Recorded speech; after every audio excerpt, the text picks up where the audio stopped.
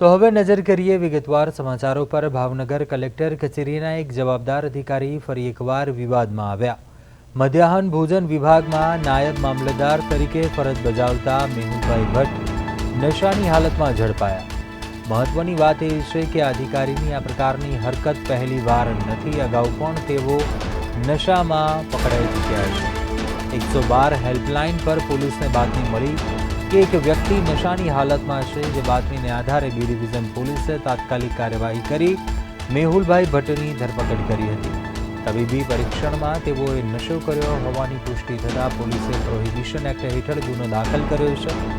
અગાઉ Nilambag police station દ્વારા પણ આ જ અધિકારીને દારૂના નશામાં પકડી પાડવામાં આવ્યા હતા। વારંવાર એક જ પ્રકારના ગુનામાં ઝડપાતા સરકારી અધિકારી સામે હવે કલેક્ટર કચેરી દ્વારા કેવા પ્રકારના શિસ્તભંગના પગલાં લેવામાં આવશે તેના પર સૌની નજર ટકેલી છે। હાલ તો બી ડિવિઝન પોલીસે ધરપકડ કરી વધુ તપાસ હાથ ધરી છે।